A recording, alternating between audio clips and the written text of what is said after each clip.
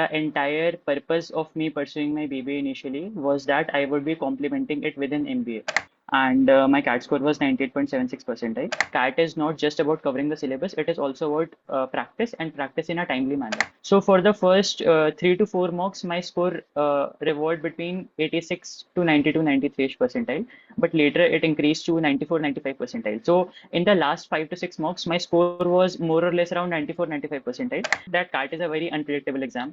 Mocks are not a very good approximation of how you will perform on the D-Day. It was more than enough because there was a lot to cover and there was very limited time. So like props to Honey sir, he really helped me a lot. One thing is knowing the facts, but other thing is forming your own perspective on those facts. And that is what an editorial helps you with. I was continuously refreshing my mail, and then as soon as the mail popped up, I didn't call anyone for 3 to 4 minutes. I was just literally shaking.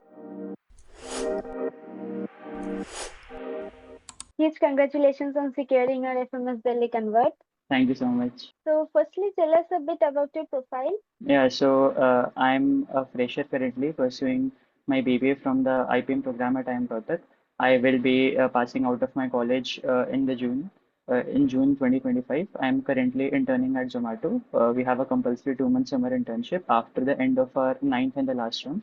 So afterwards, I also got an IIM Bangalore convert. So I would be joining IIM Bangalore for my MBA. So, what inspired you to pursue MBA in the first place? So basically, what happened was that after 12th, I was very fascinated by the IPM curriculum. I mean, the kind of diversity, the institution, the prestige of the institution itself, and the kind of peers that I would be studying with was something which I truly valued. So I was determined to join the IPM program, and the IPM program is a 5 year program basically, which has BBA plus MBA. So at that point of time only, after my 12th, I had decided that I will be going for an MBA later in my career. While I was doing my BBA, I talked to a lot of seniors, and they said that you can appear for CAT. You have a great academic profile, and if you want to put in that kind of efforts, why not aim to upgrade to a different institution? Because you will be having more exposure to different opportunities, and you will be able to learn a lot more. So I thought to myself that if I'm able to do it, if I'm able to devote my time and resources, and I was even willing to do it at that point of time. So then I thought that why not take the risk? Why not see what happens? So I just entered into it and then started at some point, and it all went well, hopefully. So, when you were doing graduation, then only you decided you will do MBA next. Yes, yes. So at that point of time, I had that clarity because the entire purpose of me pursuing my BBA initially was that I would be complementing it with an MBA. So Oh, PBA basically what our IPM curriculum is that you are taught everything at a basic conceptual level, and an MBA offers it to complement it along with a series of practical experiences in terms of case competitions, in terms of the entire way the curriculum is structured. So that was the perspective with which I came while preparing for my MBA. okay. So, from which colleges did you receive calls, and which are the ones you have successfully converted so far? Yes, so I appeared for CAT. I couldn't score very well in that for a different set of reasons. I had a lot of things coming up, but I was very fortunate that I was able to secure calls from all the old, new, and baby IIMs through CAT. I appeared for all the interviews, and till now, three colleges have released their like converts, namely IIM Ahmedabad, Bangalore, and FMS. So unfortunately, I couldn't convert IIM Ahmedabad, but I was able to get into IIM Bangalore and FMS in the first place itself, and I'm hopeful for other results to come. Yes, hopefully, you will convert others as well. So, what is your percentile this year? Yes, so my academic profile is 999 in academics, and my CAT score was 98.76 percentile, and male non-engineer, and I'm a fresher, so that is it. That is about my profile. How did you structure your preparation? Did you follow a timetable, or what did you do? So basically, as I was very much involved with my college prep, like Yes. the curriculum at IIM Rohtak is something which is very difficult to catch up with. So I had a lot of things coming up in my schedule. So it was very difficult to structure your schedule in such a way and to be able to follow it. So the main goal which I had in my mind was that I wouldn't lag behind with the course which they were teaching at Elitesgrid. So the primary goal was just to follow up the pace, keep up with the pace with which Hani sir and Gaurav sir were teaching. So that was the first priority, and then I was trying to keep up with the mock test and practice and all. So that was it basically. So, how did you come to know about Elitesgrid? I did put in around 10 to 15 days while researching for like an institute to join for my CAT prep because I know an institute is the first step towards having like a great preparation ahead, and it plays a very crucial role. So basically, I started searching in the month of December. So at that point of time, I was like, no, I will put in all the efforts. I will see all the reviews. So I came up with 3 to 4 different videos. I came up with some Google Forms. I came up with some random like reviews, etc. And across all the reviews, I would say I found that Elitesgrid had the most positive amount of reviews. So on a comparative basis, Elitesgrid seemed to be very promising in comparison with the other institutes. So after like days of research, I went with it. Like my gut feeling was saying that it is the right choice, and it genuinely paid off in the end. Like genuinely, I'm I'm not even bluffing. Elitesgrid was a very good choice for me. I even recommended to all my juniors, like whoever comes with me, asking ki which institute I should join. Like the first name which comes on my tongue is Elitesgrid. That's great. Which batch did you enroll in, and when did your classes begin in Elitesgrid? So basically, what I heard at that point of time is that it is the best to enroll in the first batch itself because it starts by the end of Jan, which is like the kind of the perfect time period to start your prep. So I enrolled in the first batch itself. It started by the first or the second week of Feb, and yes, it continued till our ZAT prep was over. It covered a CAT, ZAT, and all the omits. You were preparing for CAT along with your graduation studies, which makes the journey more tough because two things at a time, right?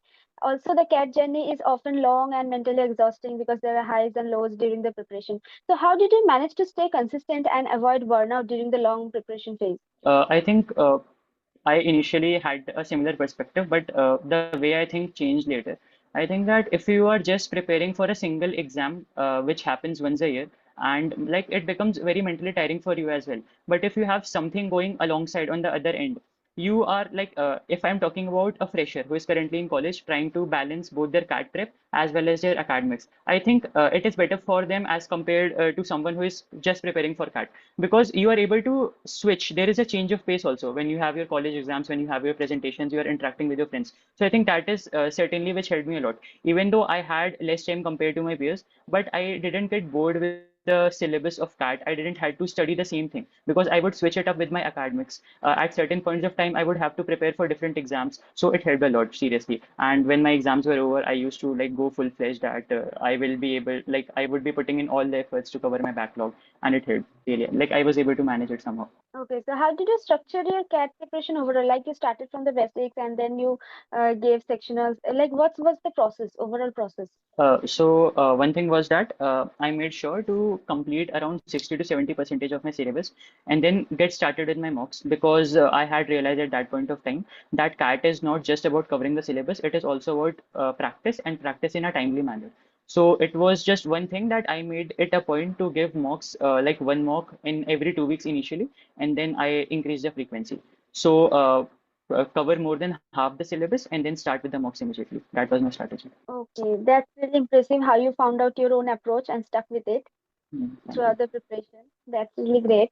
CAT section, be it in cons or VARC or DILR, has its own difficulty, right?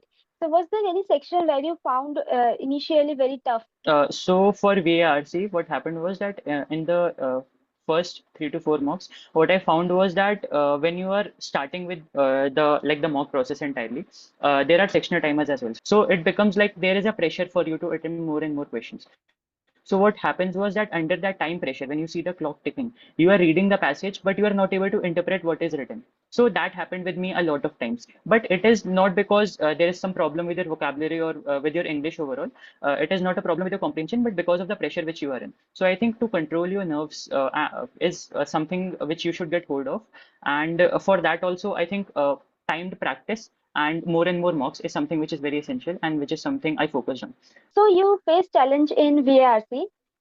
So what did you do specifically to improve your performance? Like giving mocks and all is fine, but did you read articles so that you can improve in that time pressure, whatever you are reading, you can understand the paragraph and answer to the questions. What did you do to improve that section specifically? Yeah, so I did put in a lot of extra efforts apart from appearing for mocks or sectionals. I made it a point to read an A1 essay every day.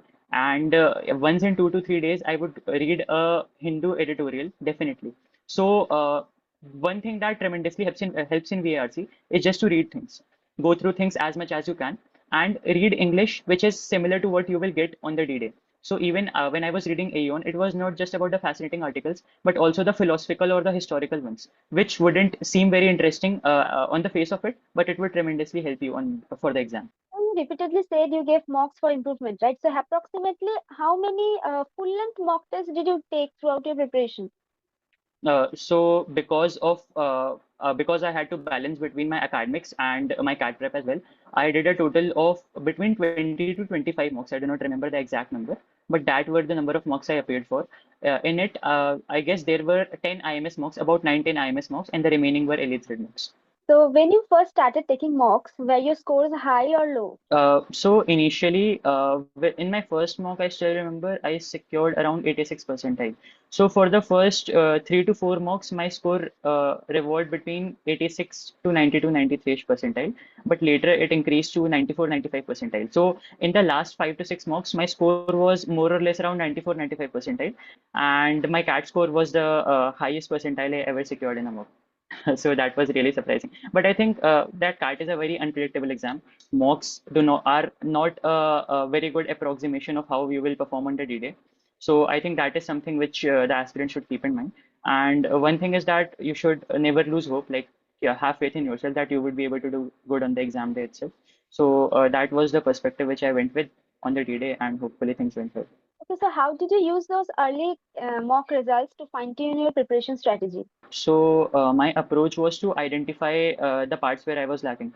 So if I did bad in a DILR section, if I wasn't able to identify the sets which I should approach, or if I wasn't able to crack a familiar set, I would just do 2 to 3 days of continuous practice. Even in quants, giving mocks would help me identify the topics in which I was weak in, or the topics which I haven't covered or missed. And for VARC also, mocks gave me like a continuous reality check on where I stood in my preparation and helped me get up to things. So students face difficulty in analysis, mock analysis. So how did you analyze your mock strategy so that you can improve further? So that was the most time-taking part.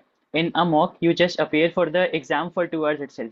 But I dedicated 6 to 8 hours to analysis initially. So I for VARC only, I used to sit for 3 to 4 hours. I used to go through the passages and even like I would go through the passages, attempt all the questions once again, and then I would match the answers. That the answer which I am like ticking on right now, is it similar to what I marked in the mock itself or not? And if it is not, what was the thought process I used while solving currently, and what was the process I used while solving at that point of time. And then I used to find out the errors and errors in the way I think or the strategy which I with which I approached the question during that point of time. So I think a lot of analysis and these things are something which you have to think from your perspective only. It is something which not anyone else would be able to tell you because you only know your weaknesses. For quants also, I made it a point to solve all the questions, even the ones which I was able to solve again. For DILR, I even if it takes 40 minutes, 1 hour to solve a set, as Gaurav sir always says, he says ki, you have to solve a set in DILR by yourself. Otherwise, it is of no point if you directly see through the solution. So doing all these things took a lot of time, and I think it was worth it because just giving the mock is not enough. Analysis plays a very important role. So initially it was 6 to 8 hours. Later it reduced to somewhere between 4 to 5 hours. Oh, that's really nice. So you solved the whole paper without the timer. That what helped you to, in further to Yes, improve yes, your sir. performance. So also there's another part apart from giving mocks and studying and all. The main part is revision. Whatever you have learned over the months, so remembering all those things. So how did you structure your revision in the last 30 to 45 days before CAT? For revision, I think Elitesgrid, like a lot of respect for Elitesgrid because in the way sessions were held, like there are a lot of revision sessions. You will have an 8 hour algebra revision session. Then after 2 weeks, you will have a 4 hour algebra revision session. So I was just trying to keep up with Hani sir because that would be sufficient in itself. And even just before the exam day, also, I went through all the quick revision videos. Like for Pons, I remember there were 4 to 5 hours of videos, which if you cover at 2x, you would be able to cover the entire syllabus, all the formulas, all the concepts, etc. So I just went through them once and it was a great help. Even I remember on the day of the exam, I was going through the videos in the morning and then I came across 2 formulas which I didn't remember earlier, but I went through them in the video and then those 2 formulas appeared exactly in my CAT exam as well.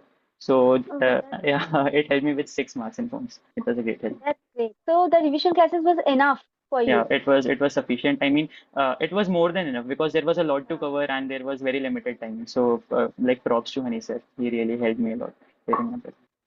That's good. So other than CAT, did you appear for any other exam? So I did appear for SAT, but due to my academic commitments, I wasn't able to keep up with it.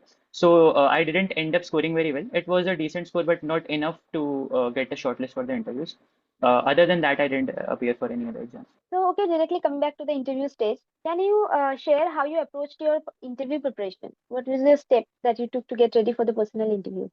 So firstly, was that first part is a realization that even if you have an interview call, it is not enough because even if I'm talking about IIM Ahmedabad, they take 1 in 2.5 people, and then subsequent down the list, mostly the trend is that they take 1 in every 4 candidates. So just clearing the interviews isn't enough. You have to do well in it. So first is the acknowledgement for it for the same. And then the next part is working on your profile. You have to introspect on yourself a lot, introspect on what you have done till now, what are your achievements, and what really are the things you want to talk about in the interview. And then comes the most important part is it is preparing for the HR questions. Like, tell me about yourself, why MBA? These questions may seem very cliche at first, but the purpose they serve is that it gives the interviewer a clarity on whether you are very sure on what you are about to go through in your journey, on what you are doing currently, what you are aiming to pursue or not. So I think if you have that kind of clarity, then only you would be able to present it in a very good manner, in a in a somewhat glorified manner. So you have to convey your emotions, your goals in a very good way. For that, introspection and knowing about yourself is important. That is the first and the second parts. After that, after covering these HR questions, is being a fresher, I had to go through academics. For acads, I did economics and statistics very well. You have to pick 1 or 2 subjects. You have to go through it very thoroughly. So I did that. And then the last thing was going through the newspapers every day. They seriously help a lot. Even if you are not able to answer a few academic questions, if they ask about what other things interest you, maybe you can tell about geopolitics, you can tell about political events or about the stock market, anything of that sort. And for anything you say about related to these, you must read a newspaper every day. So these are the 4 points I like made sure of that I follow. Okay, so you said that you stayed updated with current affairs. So, what are the topics that you focused on related to current affairs? So firstly, there was a Trump issue, definitely. There was like recently, the Supreme Court of India passed a judgment that governors can't withdraw, like hold the assent of a bill passed by the Legislative Assembly for too long. So there were these kinds of events popping up, and whenever such an event pops up, it becomes a sensation, and panelists like to talk about it. If RBI changes the repo rate, or if any kind of major political event happens, Trump does anything, or on a global stage something occurs, let's say the US attack the Houthis. So these kind of questions are something on which you should have a clarity on. And for that, I think going through the editorials is very necessary, because one thing is knowing the facts, but other thing is forming your own perspective on those facts. And that is what an editorial helps you with. So I went through the Hindu editorials every day. I went through all the articles in which there were opinions of the authors, not just the facts. So these things you have to ensure. Okay, so although you prepare a lot for interview, but on the D day you don't know what the panelists will ask you, right? So were Exactly. there any moment during the interview where you felt stuck or unsure of the answer, and how did you respond in such a situation? If any such situation happens, when you do not have much clarity on what exactly the topic is, first you can like ask them to rephrase the question, or maybe you can say in the starting itself that you are not very clear of the exact answer, but you can give it a try. And then you can talk around the point, like anything which you know, which is close to the topic, you can tell about it. So the interviewers would know that you are not very sure of the topic, but then at the same point of time, you are not also very unclear. You can say a few things about it. You do not go completely blank. So set your expectations and then try to answer it in your own manner. You said that EG played a big role in making your journey a bit easier. So what was your overall experience with EG during your preparation? Firstly, is that they are very thorough with things. They will cover everything, like in terms of revision, in terms of giving mocks, in terms of rigorous practice. Everything will be taken care of by the mentors. The second thing is that the entire curriculum is structured in a way in which you will do everything on time. If you are able to keep up with things, you would be very sorted with your prep. Even let's say 15 days or 20 days before the exam, you would have revised the entire syllabus 2 to 3 times already.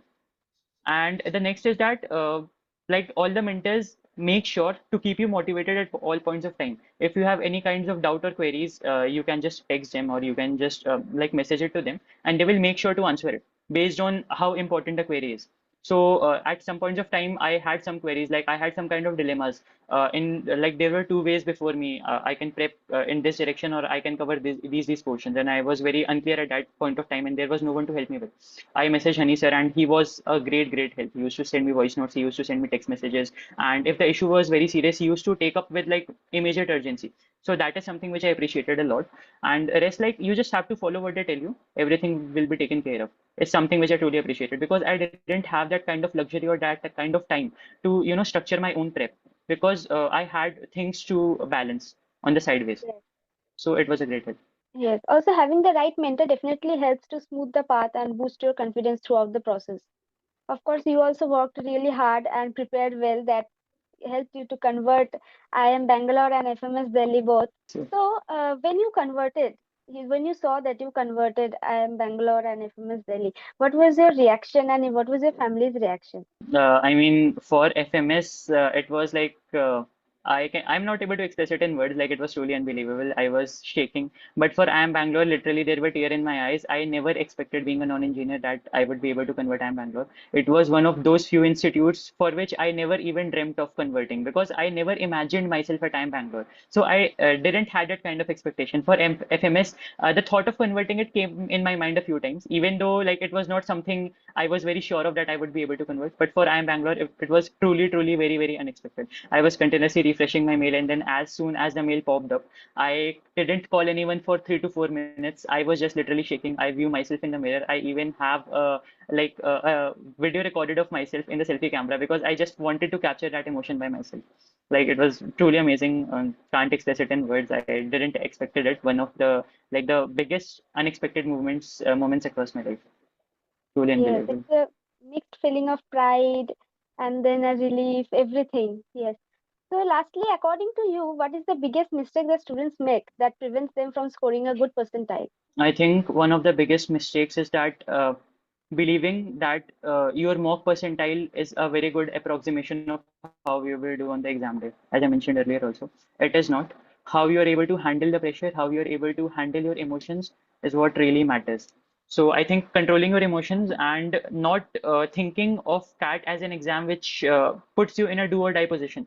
One thing which Honey says, and I completely agree with, is that you should always have a backup. CAT shouldn't be your only option because if it is, you won't be able to control your emotions on the exam day, and that surely will impact your performance. And then trying to be as calm as possible before the exam, and then approaching the exam with a very calm head because practice is one thing, but CAT is a time and stress handling game. So it Yes. plays a very big factor. Like I personally saw many people who scored very good in mocks, but weren't able to reciprocate it completely, like in a very good way in the final exam itself. And that like truly shattered me. But that is a reality to a great extent. Yes, that's really helpful advice based on your own experience. It can definitely guide and motivate other CAT aspirants to prepare in a more focused way. So thanks a lot, Kushagra, for sharing your experience with me. Big congratulations once again for making it to Thank IIM you. Bangalore and FMS Delhi. That's a huge achievement. Wishing you all the very best as you begin this new chapter. Thank you.